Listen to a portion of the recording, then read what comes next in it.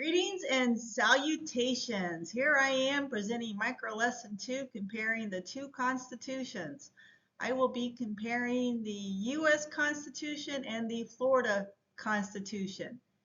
And just a little fun fact, I must have had a really bad American government teacher when I was younger because I didn't realize until I was an adult that every single state also has its own constitution. Interesting, right? All right. Similar to the U.S. Constitution, the Florida Constitution also gives power to the people in the preamble. Power to the people, a government for the people, by the people. Also, both preambles explain the functions of government. If the function of government is not explicitly stated or enumerated in either constitution, then it's not permissible. That's what's great about both constitutions, that they limit the power of government in order to prevent tyranny. Both the U.S. Constitution and the Florida Constitution claim folks have inalienable rights. These are rights that people are born with. And also both constitutions claim that folks have equal protection of the law, or that people are equal before the law.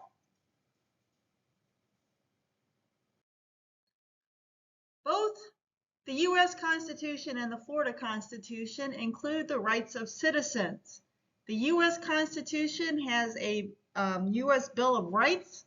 The Florida Constitution has the Florida Declaration of Rights.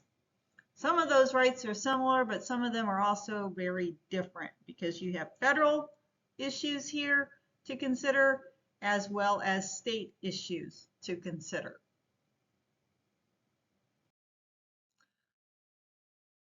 Both the U.S. Constitution and the Florida Constitution designate that there are three branches of government: the legislative branch, the executive branch, and the judicial branch. The purpose of having three branches of government, you guessed it, is to prevent tyranny.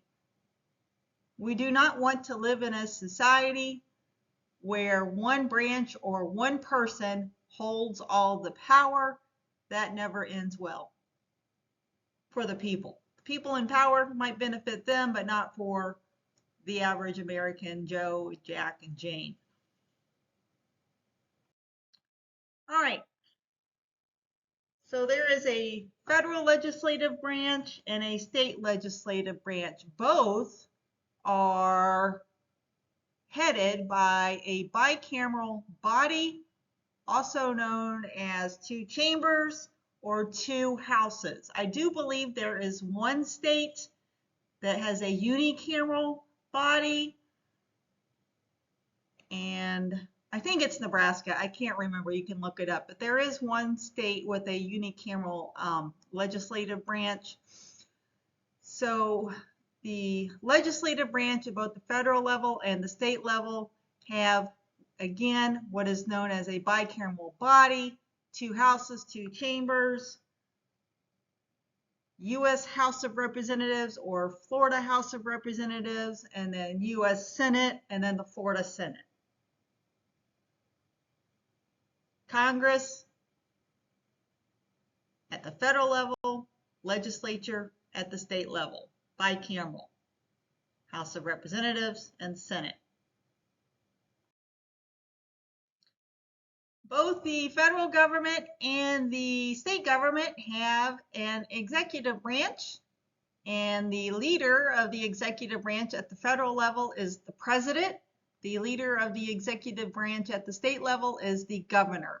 Every single state in our country has a governor. The president and the governor both serve as commander-in-chief, which means that they head up the armed services, one at the federal level, one at the state level. Both executive branches include a cabinet filled with departments, with department heads that act as advisors to the president or the governor regarding specific issues. We're looking at is it transportation versus education, those types of issues. Both the president and the governor have veto power, which means they can decide to not sign a bill into law. They can also execute a bill into law, but they also have veto power. This is actually where most of the power resides when it comes to lawmaking in the executive branch. Both the U.S. president and the state governor have the power to pardon, which means that they can say that a convicted felon is no longer a convicted felon. Way dumbed down, but you get the idea. It's to pardon someone accused of a crime, to say that they no longer committed that crime. It's been pardoned.